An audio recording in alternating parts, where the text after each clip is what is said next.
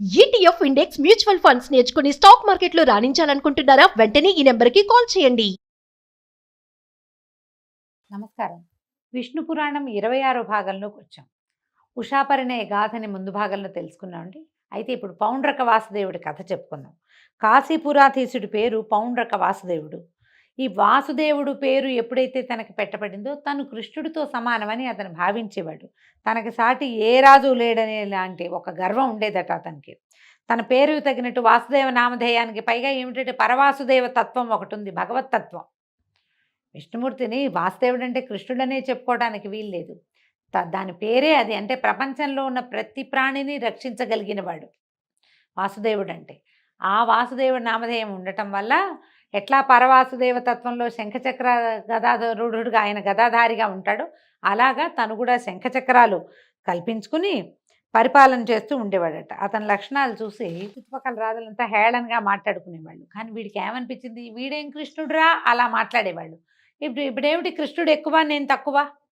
కృష్ణుడు కూడా నాలాగానే మానవ గర్భంలో జన్మించాడు కదా, అందుకని కృష్ణుడి మీద ఒక పగ కలిగింది. ఇప్పుడు ఇదండి, దీనికి ఒక ప్రత్యేకమైన విషయం చెప్పుకోవాలి మనం. కలి సమీపానికి వచ్చేసేసరికల్లా కలిపురుష లక్షణం ఏంటంటే భగవంతుని మీద పగే కలిపురుష లక్షణం. సర్వసమృద్ధి కలిగినటువంటి ప్రపంచాన్ని ఎవరు నిర్మించారో అతనిని ధిక్కరించటమే కలి యొక్క లక్షణం. ఈ కలికి ముందు భాగాల్లో ఉన్న వ్యక్తుల్లో కూడా ఇలాంటి లక్షణాలు కొన్ని కనపడ్డాయి. అయితే ఎక్కువ మంది లేరు. అలాంటి వాళ్ళు ప్రత్యేకంగా పేర్లతోటి చెప్పదగిన వాళ్ళు మాత్రమే ఉన్నారనమాట. వాళ్ళలో శ్రీకృష్ణుడికి సంబంధించిన వాళ్ళు, భగవంతునితో కలిసి జన్మించిన వాళ్ళు, ఆ కాలంలో జన్మించిన వాళ్ళు, సమకాలీనులు కూడా కొంతమంది ఉన్నారు. కృష్ణుడిని ధిక్కరించిన వాళ్ళు, ప్రశ్నించిన వాళ్ళు ఉన్నారు కదా. మన మహాభారతంలో, భాగవతంలో ఆ కథలు చెప్పుకుంటాం. ఇప్పుడు ఇంతకుముందు కూడా మనం చూసాం కొన్ని కథలు. ఈ పౌండ్రక వాసుదేవుడికి కృష్ణుడి మీదే పగ. అయితే అన్ని విధాలా తమకి వసుడై ఉండాలని చెప్పవలసిన మాటలు చెప్పి ఒక దూతని కృష్ణుడి దగ్గరికి పంపించాడు. ఏంటి, నువ్వు నీ గొప్ప ఏం లేదు, నువ్వు ఇంకా శంఖాన్ని చక్రాన్ని పిలిస్తే వస్తాయి, చక్రాన్ని పిలవాలి నువ్వు, నా దగ్గర అవి రెడీగా ఉన్నాయి అని ఇలాంటి కొన్ని మాటలు చెప్పి నువ్వు నాకు వసుడుగా ఉండు అని ఉత్తరం రాయించి పంపించాడు. ఆ దూత వచ్చి, ఇది చూడండి, నందనందన శంఖచక్రాలు, గదా, ఖడ్గాలు, కౌస్తుభము, పీతాంబరము కలిగి ఉన్న వాసుదేవుడిని నేను అవన్నీ కలిగే ఉంటాను. నేను నా పేరుతో నువ్వు ఉండడానికి వీల్లేదు కాబట్టి వాటిని విడిచి నన్ను అనుకరించే బుద్ధి కలిగి ప్రవర్తిస్తూ ఉండు. కాదంటావా, ఈశ్వరాదులు తోడుగా వచ్చిన దారుణ రణంలో నిన్ను తెగనేసి ఆ చిహ్నాలన్నీ ఎగిరిపోయేటట్టు చేస్తాను అని మా రాజు కాశీపతి పౌండ్రక వాసుదేవుడు అనే పేరు వాడు నీకు చెప్పవలసిందనగా వచ్చి చెప్పాను, ఏమంటావు అని ఒక దూతతోటి ఈ వాక్యాలు చెప్పించాడు. పౌండ్రక వాసుదేవుడు అనే నేను, నాకు ఇవన్నీ ఉన్నాయి, ఇవన్నీ నావి, నువ్వు నన్ను అనుసరిస్తున్నావు, నువ్వు నన్ను అనుకరించద్దు, నన్ను మోకరి చేయొద్దు అన్నట్టుగా చెప్పాడు. చెప్పేసరికల్లా కృష్ణుడు ఏమన్నాడంటే, అలాగే ఏదో దారుణ రణం చేస్తామంటున్నారు కదా, అదేమిటో చేసి చూసి ప్రాణాలు విడవలసి వచ్చాననుకో, ఒకవేళ నేను దొరికిపోయాను అనుకో, నేను ఓడిపోయాను అనుకో, అప్పుడే ఈ చిహ్నాలు విడిచేస్తా, అప్పుడే నేను ఈ పసుపచ్చటి బట్ట కట్టుకోవటం మానేస్తాను, ఈ మకర కుండలాదులు అవి ధరించడం మానేస్తా, ఈ శంఖం చక్రం కూడా అప్పుడే విడిచిపెడతాను, కౌస్తుభమణిని కూడా నేను ధరించను, అప్పుడే మానేస్తా. యుద్ధం అన్నారు కదా, ఏదో దారుణ రణం, దానికి రండి, ఆ సంగతి చూస్తానన్నాడు. అనేసరికల్లా వెతకపోయిన తీగ కాళ్ళకి తగిలినట్టుగా మీ రాజు సమాచారం నేనే చూడాలనుకుంటాను, ఏదో కారణం ఉండాలి, పోట్లాడికి ఒట్టి పుణ్యానికి ఎట్లా యుద్ధం చేస్తాము, కారణం ఉండాలి. తను ఎటాగో ముందుకొచ్చాడు, ఉత్తరం కూడా పంపించి దూతను పంపాడు కాబట్టి తప్పకుండా ఎదిరించాల్సిందే, పోయి చెప్పు, ఎల్లుండి వచ్చి ఏం చెయ్యాలో నేను ఈ సంగతి అది చేస్తానన్నాడు. కృష్ణుడి మాటలు విని ఆ దూత వెళ్ళి తన రాజుకి కృష్ణుడు ఏం చెప్పాడో, శ్రీకృష్ణుడు ఇట్లా ఇట్లా చెప్పాడని చెప్పాక కృష్ణుడు, బలభద్రుడు, సాత్యకి ప్రముఖ యాదవ వీరులను ద్వారకకు కాపర్లుగా ఉంచి చక్రాధ్యాయుధపాణి అయి గరుడ వాహనుడై కాశీనగరానికి వెళ్ళాడట. లోకభీకరమైన పాంచజన్యాన్ని పూరించాడు. ఆ శబ్దం వింటే సగం మంది ప్రాణాలు వదిలిపెడతారట. ఆ ధ్వని విని పౌండ్రుడు తన సైనిక భటులను కృష్ణునిపైకి పంపగా కృష్ణుని మీద వివిధాయుధాలు ప్రయోగం చేశారట. కృష్ణుడు రోషభీషణాకారుడై తన ఆయుధాలను సముచితాస్త్ర ప్రయోగంతో ఎగరగొట్టే ఆయుధాలన్నింటినీ పౌండ్రుని సైనికుల్ని తెగ నరికేశాడట. తన సేన సర్వనాశనమైందని తెలిసి పౌండ్రక వాసుదేవుడు కోపించి రథారూఢుడై రణరంగానికి వచ్చాడు. అచ్చంగా వేషమంతా వాసుదేవుని వేషమే. వాణ్ణిని చూసి చిరునవ్వు మోముతో కృష్ణుడు ఇట్లా అన్నాడట, దూత చేత నాకు వార్త పంపావు కదా, ఆ పని ఏదో నెరవేర్చడానికే వచ్చాను, నీళ్ళు నీళ్ళు అని చక్ర ఆయుధాన్ని ప్రయోగించాడట. అంతే, ఎండుపుల్ల అగ్గిమంటకి ఆహుతైనట్టుగా పౌండ్రక వాసుదేవుడు కృష్ణుడి చక్రానికి బలైపోయాడు. పైనున్న దేవతలు పరమానందంతో కృష్ణుని స్తుతి చేశారు. తర్వాత కృష్ణుడు ద్వారకకు రాగా పౌండ్రకుని కుమారుడు కృష్ణునిపై పగబట్టి అది తీర్చుకోవాలని శివుని గురించి 12 ఏళ్ళు తపస్సు చేశాడట ఘోరంగా. శివుని వల్ల ఒక శక్తిని వరంగా పొంది దాన్ని ద్వారకకి వచ్చి ప్రయోగించాడు. కృష్ణుడు అది తెలిసి చక్రాన్ని విడువగా అది పౌండ్రకుని కొడుకుని వాడు ప్రయోగించిన శక్తిని ముక్కలు చెక్కలు చేసేసిందట. ఇలాగా కృష్ణుడు చేసినటువంటి పనులు అతిమానుషములు. అలాగే బలభద్రుడు చేసిన పనులు కూడా వర్ణనాతీతాలైన కార్యక్రమాలు చేశాడు. దుష్ట శిక్షణ, శిష్ట రక్షణ, ధర్మ సంస్థాపన లక్ష్యంగా ఇలపై అవతరించి ఆ విష్ణువు చేసిందంతా ధార్మికమే. ఆత్మబంధువైనా సరే అధర్మ మార్గాన ప్రవర్తించాడంటే వానిని సమూలంగా నాశనం చేసిన ధర్మమూర్తి శ్రీకృష్ణుడు. దేవాదులకు కూడా ఆశ్చర్యుని ఆనందాన్ని కలిగించే పనులెన్నో చేశాడు. దుష్ట శిక్షణ చేసి భూభారం తీర్చడమే లక్ష్యంగా నారాయణుడు ద్వాపర యుగాంతంలో కృష్ణునిగా యదువంశంలో జన్మించాడు. పాండవులకు కౌరవులకు ఆస్తి పంపకం నెపంతో కలహం కలిగించి ఉభయ పక్షాలని యుద్ధానికి సిద్ధం చేశాడు. ఇరు వర్గాలకి తోడుగా ఇలపై గల రాజులు ఎందరో వచ్చారు. మొత్తమంతా 18 అక్షౌహిణుల బలగం. తన పర అనే భేదం లేనివాడే అర్జునునికి రథసారథి అయి 18 దినాలు పోరు ఘోరంగా జరిగేటట్టు చేశాడు. సర్వనాశనం కూడా అయ్యింది. అలాగే యాదవులను చూస్తూ పరస్పరం వైరం కలిగించి వాళ్లలో వారు కొట్టుకు చచ్చేటట్టుగా చేశాడు. చివరికి తన అన్న బలరాముడు పరమపదానానికి వెళ్ళిపోయారు. అలా చెప్పగా మైత్రేయుడు మహాత్మా, ఆపదల్లో ఉన్నవారిని ఆదుకునే కృష్ణుడు తన వంశీయులకే కలహాన్ని పుట్టించి చంపటమేమిటి? బలరామ పద్ధతి ఏది? ఆయన ఎలా వెళ్ళాడు? ఎక్కడికైనా పరమపదానికి ఎలా వెళ్ళాడు? అది ఏదో వివరించమని కోరుతూ ఉంటే పరాశరుడు ఇట్లా చెప్పాడట. ఇది మౌసల పర్వం అండి. మహాభారతంలో మౌసల పర్వం. ఈ మౌసల పర్వం గురించి ఒక వీడియో కూడా చేశాం. మన ఛానల్లో ఉంది, చూడండి. అది ప్రత్యేకంగా కనపడుతుంది. కృష్ణ అవతారం సమాప్తి ఎలా జరిగింది అనేది మౌసల పర్వంలోనే కనిపిస్తుంది. అది ఇక్కడ చెప్పబడింది. యాదవులు ఇంద్రాదులకు కూడా తేరి చూడరాని బలపరాక్రమాలతో మితిమీరి ప్రవర్తించడం చూసి కృష్ణుడు ఇట్లా అనుకున్నాడట. వీళ్ళని అంతమొందిస్తే గానీ భూభారం తీరదు, ఆ పని చేయవలసిందే అనుకుంటూ ఉండగా దూర్వాసుడు కృష్ణ దర్శనం చేయాలని ద్వారకకి వచ్చి ద్వారం దగ్గర నిలబడి తన రాక కృష్ణుడికి చెప్పవలసిందని అక్కడున్న యాదవ కుమారులతో చెప్పారట.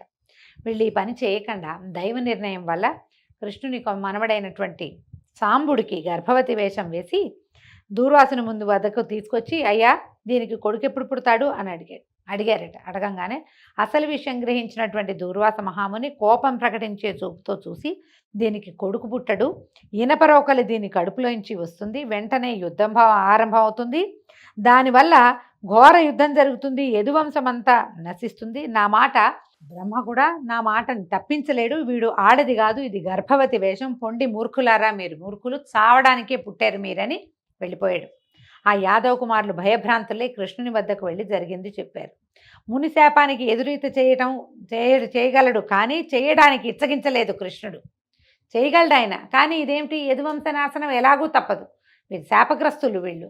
కాబట్టి ఈ సమయంలోనే వీళ్ళు మదంతో కురుక్షేత్రంలో గెలిచిన వాళ్ళం మేమన్న ధోరణితోటి ప్రవర్తించటాన్ని దాన్ని చూసి కృష్ణుడు ఈ నిర్ణయాన్ని తీసుకున్నాడు. అందుకని ఏమన్నాడు, కొత్తగా వింటున్నట్టుగా ఆశ్చర్యపోయాడు, ఏమీ తెలియనట్టు ఉండిపోయాడు. తర్వాత పౌరులు బంధువులు వచ్చి పరి విధాలుగా ప్రార్థించిన మాట్లాడకుండా ఉండిపోయాడట. కొద్ది రోజుల్లో సాంబుని కడుపులోంచి దూర్వాసుని కోపానికి శాపమన అన్నట్టుగా కడుపు చీల్చుకుని ఒక ఇనప రోకలి బయటకు వచ్చిందట. దాన్ని వీళ్ళు ఏం చేశారు, ఉగ్రసేనుడి దగ్గరికి తీసుకెళ్లారట యాదవ కుమారులు. ఆయన మాత్రం ఏం చేస్తాడు, బాగా ఆలోచించి అందరిలాగా విచారించి కాసేపు అయ్యాక చెప్పాడు, దీన్ని సానబట్టండి, ఆ రజను ఏదైతే పొడుస్తుందో సముద్ర జలాల్లో కలిపేసేయండి, అప్పుడు ప్రమాదం ఉండదన్నారు. అనేసరికల్లా మంత్రులు ఏం చేశారట, దాన్ని బాగా ఇచ్చేసి అరగదీసి ఆ రజనంతా సముద్రంలో కలిపించారు. కలిపితే అది ఒక తీరంలోకి కొట్టుకెళ్ళింది. అక్కడ తుంగ ఈ రజనంతా తుంగగా దట్టంగా మొలిచి ఉండేదట. అయితే ఈ అరగదీసిన రోకలి ముక్క ఒక చిన్న ములుకు లాంటిది ఉండిపోయింది. దానివల్ల వల్లగాక ఒక పడవలో దాన్ని తీసుకుపోయి సముద్ర మధ్యంలో వదిలిపెట్టించాడు. దాన్ని ఒక చేప మింగేసిందట ఆ ములుకుని. ఒక జాలరి ఆ చేపను పట్టుకుని దాని పొట్ట కోస్తే, చేపను కోసినప్పుడు దాని పొట్టలోంచి ఈ ఇనప దీంతో ములుకు లాంటిది బయటపడింది. పడేసరికల్లా వాడు తన స్నేహితుడైన ఒక వేటగాడికి అది ఇచ్చాడట. ఇది చాలా పదునుగా ఉంది చూడమంటే వాడేం చేశాట, తన బాణం కొసకి దాన్ని ఇట్లా ముళ్ళులాగా, మాడాలకి కొస కావాలి కదా, ఎడ్జ్కి దీన్ని ఇట్లా పెట్టుకొని ఉంచుకున్నాడు. ఇక ద్వారకలో ఎన్నో దుర్నిమిత్తాలు కనపడ్డాయట. కుక్కలు నక్కలు ఇళ్లల్లోకి వచ్చేయటం, ఇళ్ల మీదకి ఎక్కి అరవటం, కాకులు గుడ్లగూబలు కలిసి ఇళ్లల్లో కూయటం, గబ్బిలాలు ఇళ్లల్లోకి ప్రవేశించటం, పట్టపగలు మింట చుక్కలు కనపడడం, అకాల మేఘాలు, మేఘాల్లోంచి వర్షం, ఈ రక్తపు వర్షం కురవడం, పురవరి వీధిలో మృగాలు బయటకు వచ్చేయటం. మనం ఇప్పుడు చిరుత సంచారం అని వింటుంటాం కదా. చిరుత సంచారం ఏంటంటే దుర్నిమిత్తం అట, మంచి సంజ్ఞ కాదు. అవి ఎక్కడ ఉండాలి? అడవుల్లో ఉండాలి. ఊళ్ళల్లోకి వచ్చేయటం మంచిది కాదట. భయంకరంగా కూతలు, గ్రహాలని వక్రగతిన సంచరించడం, పట్టపగలే కనిపిస్తూ ఉండటం, ఆవిరితోటి అగ్గి మంటలు వచ్చేస్తూ ఉండటం, ఇవన్నీ యదువంశం వినాశం కాబోతోంది అనే దానికి సూచనగా కనపడేవి. అయితే ఒకనాడు ఉద్ధవుడు వచ్చి కృష్ణుడి దగ్గరకు వచ్చాడట. కృష్ణ, నీకు తెలియంది కాదు, ద్వారకలో దుర్నిమిత్తాలు కనపడుతున్నాయి. మరి నీ పుత్రమిత్రాదుల సంరక్షణ ఏమిటి? ఏం చేయబోదాం, ఇప్పుడు ఏం చేద్దాము అని అడిగితే ఈయన చెప్పాడట కృష్ణ పరమాత్మ వాక్యాలు చూడండి. ఉద్ధవ, ద్వాపరయుగం అయిపోవచ్చింది. భూభారం తీర్చడానికే నా రాక. యుద్ధాలలో దుష్టుల్ని చంపించాను. మిగిలింది ఏంటంటే ఒకంత యాదవ వంశం. దీన్నే అంతమొందించాలి. చేజేతులా నేనది చేయటం లోకధర్మానికి విరుద్ధమని తంత్రం వేశాను. అదే మునిశాపం. నేనది మళ్ళించగలను, కానీ వీళ్ళంతా గతి తప్పి ఉన్నారు. వీళ్ళంతా సద్గతి పొందాలి వీళ్ళు. అందుకని ఇక నీ మాట ఏంటంటే, నువ్వు నన్ను మనసులో ధ్యానిస్తూ ఉండు, నీకు ముక్తిని కలిగిస్తాను. నేను కూడా ఈ మానవ రూపాన్ని విడిచి దివ్యపదానికి వెళ్ళిపోతాను. తర్వాత ఈ ద్వారక సముద్ర జలాల్లో కలిసిపోతుంది. ఈ వాక్యాలు పరమ రహస్యాలు మనసులో పెట్టుకో, వెళ్ళు. నువ్వు మాత్రం నా నామధ్యానం చేసుకుంటూ ఉండని ఉద్ధవుడిని పంపేశాడు. ఉద్ధవుడు ఏం చేశాడట, గంధమాదన పర్వతానికి వెళ్ళి బదరికాశ్రమంలో నరనారాయణులు ఏ స్థానంలో తపస్సు చేశారో అక్కడే తపస్సు చేసుకోవటం మొదలుపెట్టాడట. ఒకనాడు దేవదూత అమరావతి నుంచి కృష్ణుని దర్శనానికి వచ్చి ఇంద్రుడి మాటగా ఏకాంతంలో చెప్పాడట, దేవా, నువ్వు మహాత్ముడివి, భూభారాన్ని తీర్చడానికి మానవుడిపై ఇల మీద జన్మించావు. తర్వాత వాళ్ళకి మానవులకి కలహాలు కలిగించి యుద్ధాలు మహోద్ధతంగా చేసావు. ఆడవాళ్ళు తప్ప మగ పురుగులు లేకుండా చేసేసావు. ఇక మిగిలిన వాళ్ళు మీ యాదవులు, వీళ్ళను కూడా అంతమొందించి ఇక నువ్వు పరమపదానికి చేరవలసిందిగా కోరుతున్నాను. కాలగమనాన్ని లెక్కించాలి. నువ్వు 100 ఏళ్లకి మించి భూమి మీద ఉండటం భావ్యమా అంటే 100 ఏళ్ళు లేవు కృష్ణుడికి అని చెప్తోందండి పురాణం. కొంచెము మన మహాభారతం లెక్కల ప్రకారం కాస్త అటు ఇటుగా లెక్క పెడితే ఒక 130 సంవత్సరాలు అలా ఉన్నట్టు కనిపిస్తుంది. మరి ఈయన 100 ఏళ్లకి మించి ఉండద్దు అని ఈ విష్ణు పురాణంలో చెప్పబడింది. ఇట్లా ఈ మాటలు వినిపించిన ఆ దూతను చూసి ఇంకా 7 రోజుల్లో యాదవ వంశనాశనం అవుతుంది, అది కాగానే పరమపదానికి చేరిపోతానని ఇంద్రుడికి చెప్పు అని దూతని పంపేశాడు. పంపేసి వాడిపోయి ఇంద్రుడికి తెలియజేశాడట. తర్వాత యాదవులు విష్ణుమాయా ప్రేరితులై ప్రభాస తీర్థంలో స్నానం చేసి మహోత్సవం పేరుతోటి మద్యం తాగి మత్తెక్కి మాటకి మాట మీరి బాహాబాహి కచాకచి ముష్టాముష్టి పోరాడటమే కాకుండా అస్త్రశస్త్ర ప్రయోగం చేసి దానితో చాలక కత్తులతో పోరాడుకుని అది సరిపోక సముద్రం ఒడ్డున ఉన్న తుంగ తీసి దాంతో బాదుకోవటమే కృష్ణ మాయ వల్లే ఇది జరిగిందట. ఒక్కొక్క తుంగ కర్ర దెబ్బ ఎంత దెబ్బ తగులుతండి. ఇంతంత బాణాలకి ఎదుర్కొని యుద్ధం చేయగలిగిన వాళ్ళకి మహాబలవంతులు యాదవులు, వాళ్ళకి ఏం అవ్వకూడదు. కానీ ఆ తుంగ ఎలా ఉందంటే వజ్రాఘాతంలాగా తగిలిందట ఒక్కొక్క దాని దెబ్బ. అందరూ ఒకళ్ళ తర్వాత ఒకళ్ళు మరణించారు. శంఖచక్ర గదా చార్గాలు కృష్ణునికి ప్రదక్షిణంగా తిరిగి వైకుంఠానికి వెళ్ళిపోయాయి. తర్వాత కృష్ణుడు అన్నతోటి రథం ఎక్కాడట. దారుకుడు అల్లనల్లన రథం నడిపించి సముద్ర తీరానికి చేర్చాడు. బలరాముడు ఒకించుకు అలసినట్లు అనిపించి ఓ చెట్టు కిందకి కూర్చున్నాడట. చెట్టు కింద కూర్చుని అలా అలసటగా ఉందని కళ్ళు మూసుకున్నాడు. అంతే, అంతలో ఆయన ముఖం నుంచి శేషుడు నిజస్వరూపంతో అవతరించి సముద్ర జలాల్లోకి ప్రవేశించాడు. సముద్రుడు సముచిత రీతిని ఉపచారం చేశాడు. వాసుకి మొదలైన నాగపతులు వచ్చి స్వాగతం పలికారు. శేషుడు వారందరినీ ఆదరంతో చూసి వారితో కలిసి అమరలోకానికి వెళ్ళిపోయాడు. అప్పుడు కృష్ణుడు దారుకుణ్ణి చూసి, దారుక, నువ్వు ఇక ద్వారకకి వెళ్ళు, నేను మరి నగర ప్రవేశం చెయ్యను, పైలోకానికి నేను వెళ్ళిపోతాను. నువ్వు వెళ్ళి ఉగ్రసేనుడు ఇంకా ఉన్నవాళ్ళు అక్కడ ఎవరుంటే వాళ్ళు వినేలాగా చెప్పమన్నాడు. ఉగ్రసేనుడు వృద్ధుడే, వసుదేవుడు వృద్ధుడండి, వాళ్ళంతా పెద్దవాళ్ళు అయిపోయారు, యువకులంతా చనిపోయారు. ఇప్పుడు ఉగ్రసేనుడు, స్త్రీలు, ఇంకా బాలురు కొంతమంది మిగిలేరు, చిన్నపిల్లలు, వాళ్ళందరూ వినేలాగా యాదవులు కొట్టుకు చావటం, బలభద్రుడి నిష్క్రమణ, నా పరమపద ప్రాప్తి వివరించు, నువ్వు ద్వారకకి వెళ్ళి గనక ఈ విషయం అంతా చెప్తే అర్జునుడు వచ్చి మా స్త్రీలను తీసుకెళ్తాడు.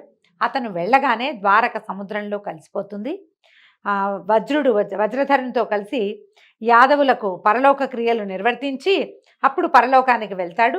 ఇక నీవు నాపై ఎంతో భక్తి కలిగిన వాడివి కాబట్టి నీకు పరమపదాన్ని ప్రసాదిస్తున్నాను అని చెప్పి దారుకుడు, ఈ దారుక పేరు మన మాయాబజార్ లాంటి సినిమాల్లో కనపడుతుందండి. ఆయన యొక్క రథసారథి చివరి వార్త, కృష్ణుడు లేడన్న వార్తని కూడా అర్జునుడికి తెలియచేసింది ఈ దారుకుడే. చివరి వార్త కూడా అతనే చెప్పాడు.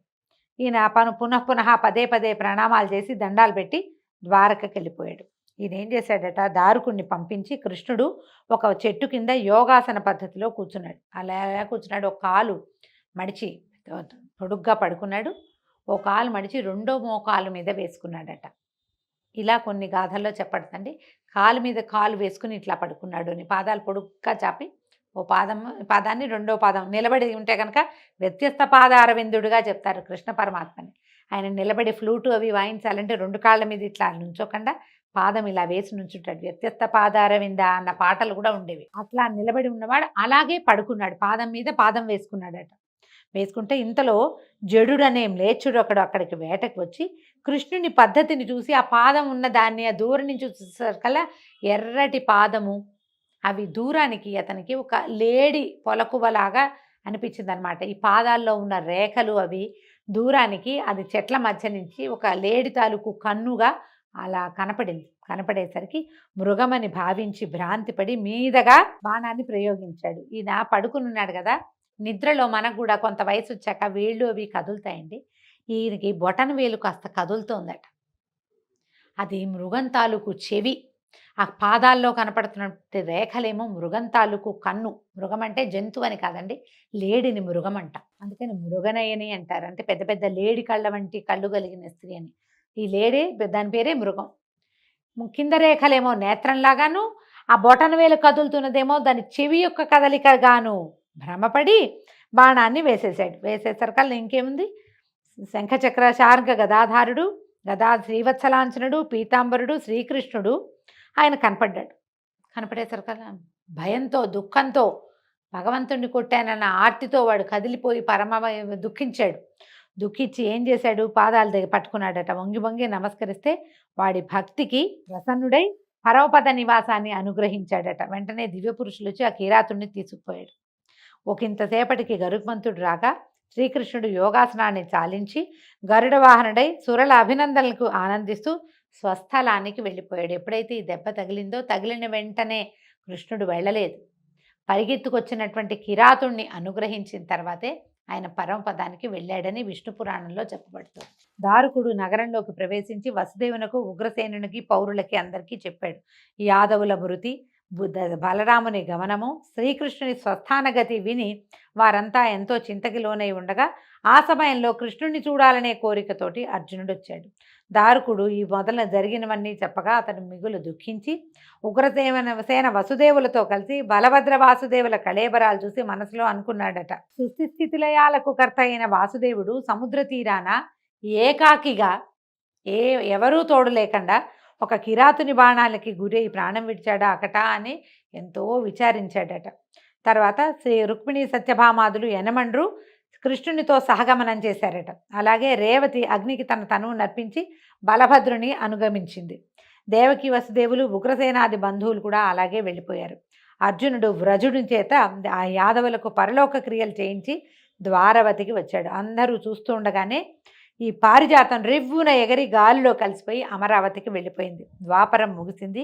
కలిప్రవేశ లక్షణాలు కనపడడం మొదలుపెట్టాయి. ఇలా అయిన తర్వాత ఏం చేశాడు, ద్వారకలో ఉన్న వాళ్ళందరినీ తీసుకెళ్ళి ఈయన ఒక రమ్యమైన ప్రదేశాన్ని, శుభ్రంగా ఉన్న ప్రదేశంలో ఉంచాడట. ఆ సమయంలో కృష్ణుని అంతఃపురం తప్ప మిగిలిందంతా సముద్ర జలాల్లో కలిసిపోయింది. అయితే వాసుదేవుడు భక్తవత్సలుడు గనక అక్కడ ప్రత్యక్షంగా స్వరూపంలో ఉంటాడట. ద్వారకలో ఆయన నడిచాడు, తిరిగాడు, అక్కడే పడుకున్నాడు. అక్కడే ఎన్నో రకాలమైన ఎంతోమందికి ఆశ్రయం ఇచ్చాడు, రక్షణ ఇచ్చాడు, ఎంతమందినో కాపాడాడు, కరుణించాడు, కోరిన కోరికలు తీర్చాడు, ఎంతమందితో కలిసి ఆటలాడుతూ నవ్వుతూ ఎంతమందితోటో కలిసి ఉన్నాడు. కాబట్టి ప్రత్యక్ష స్వరూపంలో ద్వారకా నగరంలో ఉంటాడని చెప్తారు. అందుకని అది పుణ్యక్షేత్రమైంది. విష్ణువు యొక్క విహార స్థలం గనక పాపనాశనము, సకల సుఖ సంస్థానము అయింది. సకల ధనధాన్య సమృద్ధితో కళకళలాడుతూ ఉంటుంది ఆ క్షేత్రం. దాన్ని దర్శించడానికి వెళ్ళిన మానవునకు మాధవుడు మోక్షప్రదాతగా ఉంటాడు. ఆ తర్వాత ఏం జరిగిందో చూద్దామండి. అంటే అర్జునుడు కృష్ణుడి యొక్క మిగిలిన భార్యలందరినీ తీసుకెళ్ళాడు. ఆ తీసుకెళ్తున్న సమయంలో ఏం జరిగింది, ఎలా ఈ విష్ణు పురాణం ఇంకా కొంచెం ముందుకెళ్తుందో రేపు ఉదయం తెలుసుకుందామండి. అంతవరకు సెలవు. నమస్కారం.